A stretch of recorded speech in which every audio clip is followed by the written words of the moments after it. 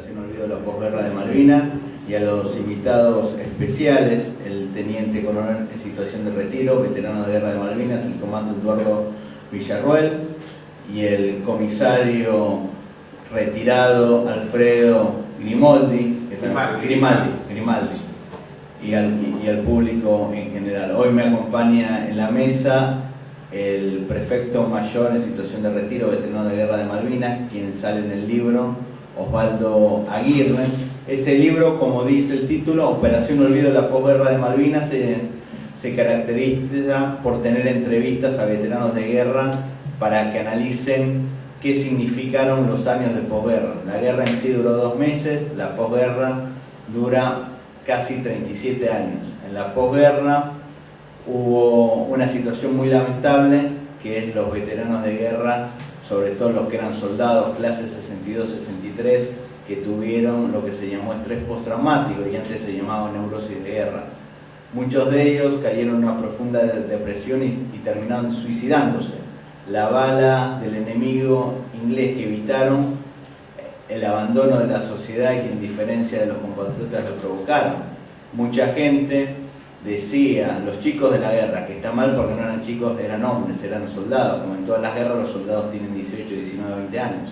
Pero mucha gente lo decía de manera afectuosa, ya que podían ser sus hijos o sus nietos. Y esa misma gente después los llamó los locos de la guerra. Y estas secuelas fueron irreversibles. El año pasado, sin ir más lejos, murieron alrededor de 135 veteranos de guerra, promedio de 1 cada 3 días. Y este año las cifras, pienso que lamentablemente va a ser igual. Por eso no solo hice entrevistas a jerárquicos que estuvieron en la guerra de Malvinas, como generales, brigadieres, almirantes, comandantes generales de gendarmería, una mujer que estuvo en la guerra. Ahora que se habla mucho del feminismo, de los derechos de la mujer, es importante recordar que hubo 6 patriotas, 6 mujeres que estuvieron en la guerra. Una de ellas es la instrumentadora quirúrgica Silvia Barrera, entrevistada para el libro. El primer entrevistado del libro es un destacado comando, uno de los máximos héroes de Malvinas, que es Aldo Rico, que llegó a ser diputado convencional constituyente, intendente y concejal de San Miguel. Y además en mi libro hay unos informes sobre los centros de veteranos de guerra de diferentes lugares del país y ver cómo malvinizan. Mucha gente no sabe que los veteranos de guerra, con su merecida pensión de guerra, la dedican para malvinizar. Muchos de ellos alquilan un espacio de radio y tienen programas como el amigo Horacio Richardelli, el soldado Rubén Darío Ramírez, que tiene programa en San Vicente, en Lanús. Otros escriben libros como el coronel Mohamed Ali Zaineldin, que escribió Malvinas un sentimiento, el contraalmirante Carlos Busser, que escribió Malvinas la guerra inconclusa, el comodoro retirado Pablo Carballo, que escribió varios libros, entre ellos Dios y los halcones. Así que es muy importante saber que estos veteranos de guerra siguen viviendo Malvinas, no son excombatientes, son veteranos de guerra, o si se quiere son combatientes por Malvinas, porque ahora combaten a través de la pluma o a través de la palabra hablada. Esto es lo que también me propuso en el libro, tenerle el testimonio de mucha gente que a veces no tiene voces en los grandes medios de opinión o de difusión. Porque hoy en día, lamentablemente, la generación que nacimos luego de Malvinas sabemos quién es un futbolista del River, de Boca, un cantante, pero poco y nada sabemos de los héroes de Malvinas, porque en la educación, en la escuela, se ve muy poco el tema de Malvinas, se ve como una efeméride histórica, y de hecho la es, pero más que efeméride histórica, por lo acontecido en el año 82, es una causa abierta, y es muy importante poder concientizar al pueblo que lleve Malvinas en el alma y el corazón para que los gobiernos actúen en consecuencia y los medios de comunicación difundan lo que es Malvinas, y podemos recuperarlo, porque si no, si a nadie le importa aquí en Argentina Malvinas, nunca la vamos a recuperar. Lamentablemente es así. Yo el año pasado estuve en la República del Panamá y vi como un pequeño país era consciente de la soberanía del Canal del Panamá, y un general patriota como Torrijos, que dicho sea de paso, era custodia del general Perón cuando estuvo exiliado en Panamá y admirador de él, pudo recuperar la soberanía. Lo mismo Bolivia con Evo Morales planteó la salida soberana al mar porque el pueblo boliviano es consciente de eso. Si nosotros no somos conscientes de Malvinas, los que triunfan son los imperialismos, los que quieren que las Malvinas nunca sean argentinas. Por eso Operación Olvido, el nombre es muy abarcativo. Lo que hay que evitar este olvido. Una forma que tenemos, gracias a Dios, es escuchar a los veteranos de guerra, a los protagonistas. Nosotros somos la generación Malvinas y tenemos estos protagonistas vivos. Su testimonio va a servir para primero concientizarnos qué es Malvinas y concientizarnos la tragedia de la guerra, porque muchos ven la guerra como si fuese una rivalidad futbolística, o sea, el que tiene más muerto era mejor. No, realmente es una desgracia, porque la guerra genera en ambos bandos muertos, mutilados, viudas, huérfanos, y además en una sociedad capitalista no debemos olvidar los millones que se invierten en el tema bélico, millones que deberían ir para salud, para educación y para el progreso de los pueblos.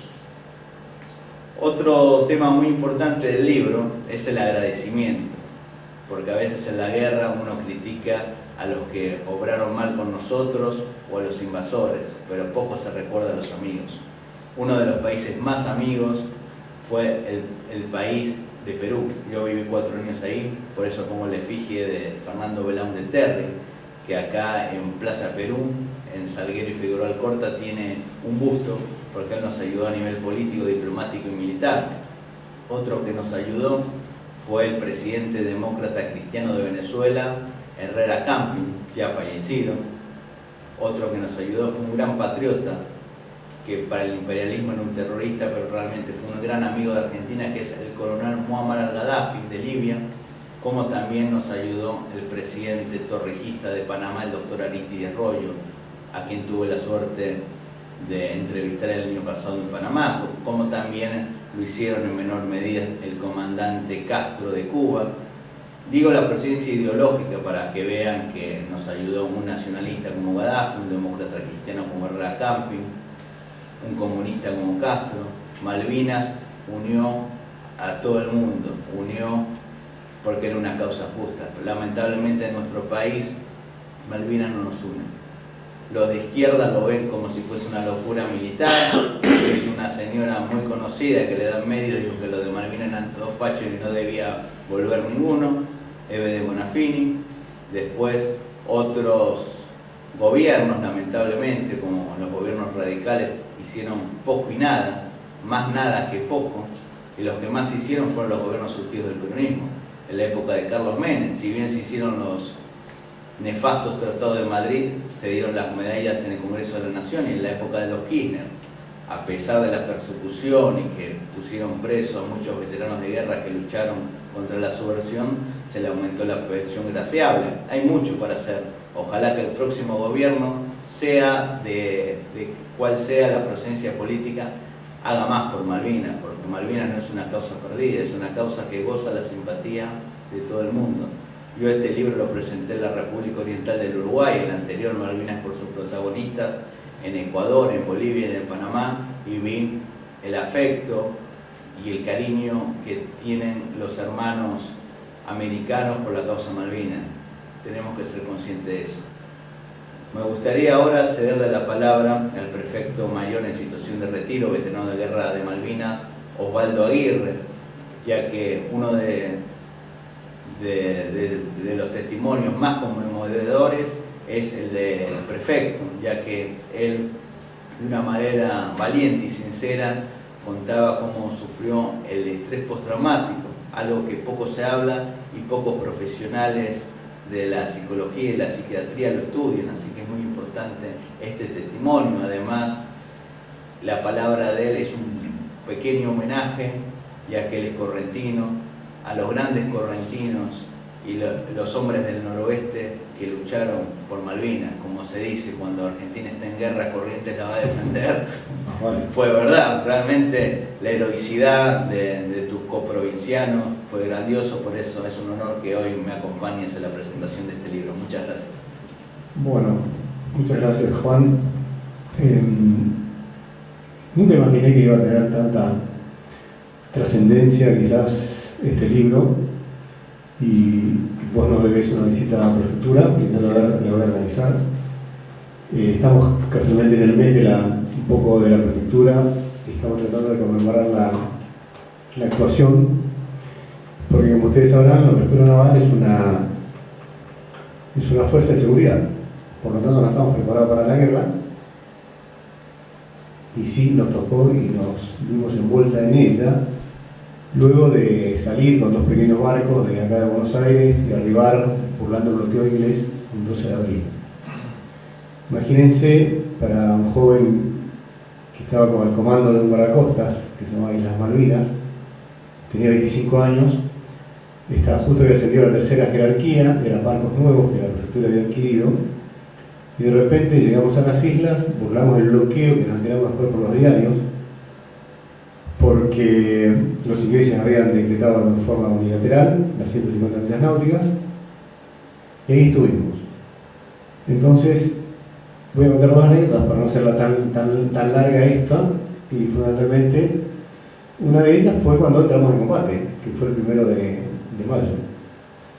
Fue el primer combate aeronaval que tuvo la Argentina, por decirlo así, con un guardacostas y un Sea Lynx inglés, el 736, comandado por el capitán Burroughs y el teniente Schliemann. Vale decir que con Schliemann yo hoy me maileo y tengo una relación hacia distancia, esperando que un día nos juntemos y charlemos, porque si hay una cosa que después aprendí de los ingleses es la caballerosidad, ¿no? Fui prisionero de guerra, número 607, y estuve y embarqué y he navegado con comandos después del combate, ¿no? Y entonces la anécdota es que obviamente nosotros tenemos ese combate, aparece el helicóptero inglés, nos encontramos de repente en pleno combate. Ellos nos tiraban a escasos 15 metros de distancia. Nosotros disparábamos, tratábamos de zafar porque estábamos fondeados en una caleta, y cae herido un correntino de Juan Pujol, Grigolato, Antonio Ramón Grigolato. Él estaba disparando con su FN sobre el puente hasta que recibe un impacto en su abdomen, con entrada anterior y salida posterior, y pensaba que se moría el médico. 20 años tenía. Así que ese fue mi primer impacto. Me acuerdo de los ojos del enfermero cuando venía a pedir morfina, porque la morfina yo la tenía en la caja fuerte, por las dudas de que me robaron la morfina en la tripulación, y que después hubieron casos de chicos que aparecieron con adicciones, producto casualmente del descuido quizás de algunos, para tratar de sacarlo de ese pico de estrés que se estaba muriendo, ¿no? Y la anécdota es que a la noche, después, bueno, logramos desembarcarlo, Grigolato fue y a la noche fuimos a dormir con el capitán Maceda, usted lo debe conocer, uno de comunicaciones. Sí, compañero.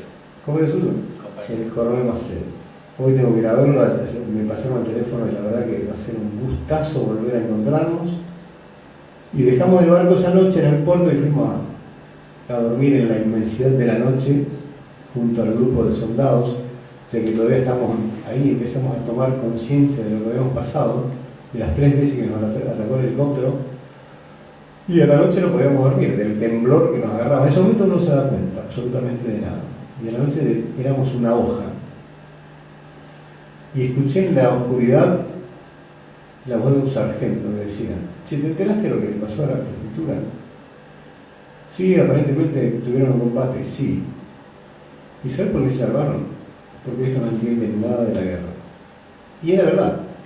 A nosotros se nos trabó una ametralladora, porque teníamos una 12,7 Browning, que esas no son para el mar, son de tierra, y usted que el ejército lo sabe.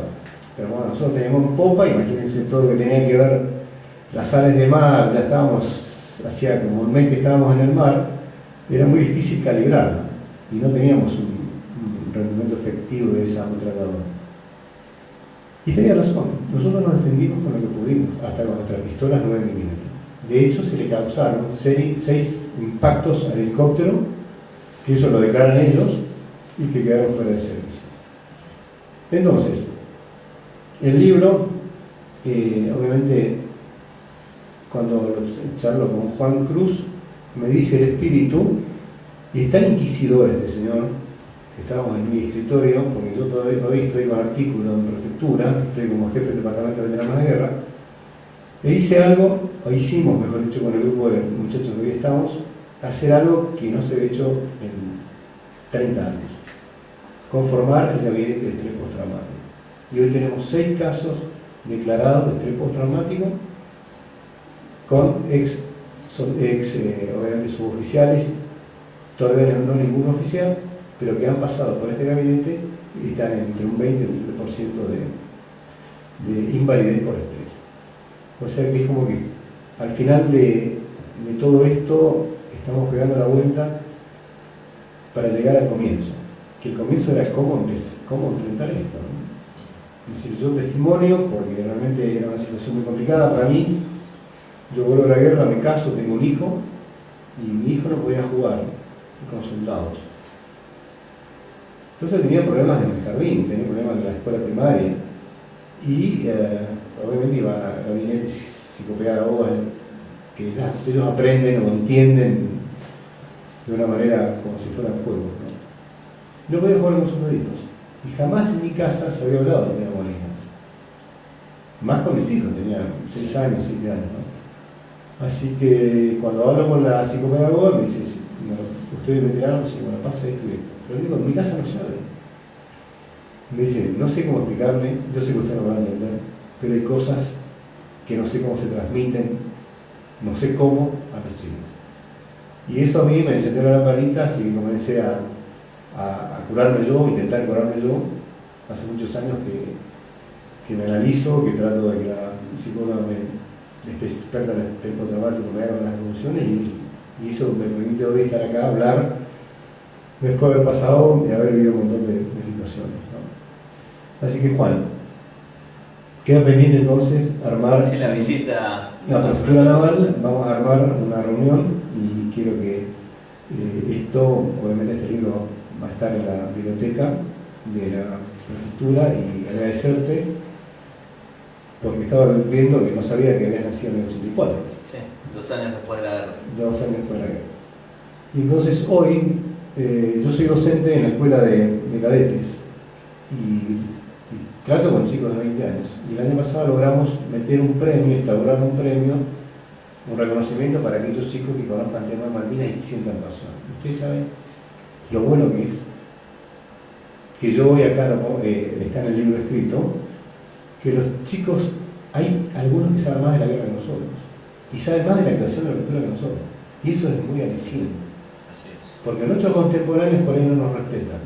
Contemporáneos quiere decir gente de nuestra edad, que ahora todavía por ahí están en prefectura, otros no.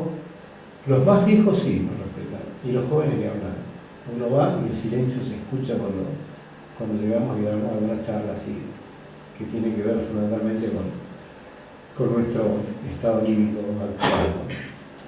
Y lo que digo acá es, él me pregunta qué piensa de los hombres de la guerra, y que son los Cabral, son los San Martín del siglo XX, y todos tienen una historia. El soldado no fue un chico de la guerra. Si tenemos que hablar de Ríos, ¿no? Del tambor de Tacuarí, tenía 13 años cuando lo matan. Y nuestros soldados, si entramos a sumar cada una de sus actos y proezas, los ingleses mismos no han respetado. Así es. Así que bueno, muchas gracias. No, por favor. Sí, realmente es muy importante poder escuchar este testimonio y concientizar de la participación heroica de las fuerzas de seguridad, porque a veces también se quiere generar esta grieta, decir, no, las Fuerzas Armadas combatieron más que las fuerzas de seguridad, o también la grieta que lamentablemente algunos sujetos miserables dicen que hubo suboficiales y oficiales cobardes de Malvinas y no dan nombre, parece que él, siendo jefe, fue el único valiente. Me estoy refiriendo a las penosas declaraciones del general retirado Martín Balsa, que lamentablemente tiene repercusión, pero hay otros jefes militares, como a quien le dedico el libro. El libro está dedicado y reflejando en él a todos los héroes de guerra, la memoria eterna y gloriosa del coronel Mohamed Ali Zainuddin, y pido un fuerte aplauso por él. Zainuddin fue un gran patriota, una persona que amó a su patria y a Dios, y lo demostró en Malvinas y a lo largo de toda su vida. Lamentablemente después fue traicionado, menospreciado por algunos que se dijeron peronistas, pero lo importante es que hay que reconocer la memoria de aquellos líderes de la gesta, como Busser, Zainuddin, aquellos héroes de la guerra que perecieron en ella, como el catamarqueño sargento Mario Perro Cisneros, el misionero teniente Roberto Esteves, y cada provincia dio su cuota de sangre y heroicidad. Los héroes que sobrevivieron a la guerra, como Pablo Carballo, como Zainuddin, como Aldo Rico, como acá el teniente coronel retirado Villarroel, el prefecto retirado Osvaldo Aguirre y tantos otros que regresaron con una cuota de heroicidad que lamentablemente a veces los medios de comunicación y la ciudadanía no conocen, como el mismo Gómez Centurión, que fue un gran héroe de Malvinas,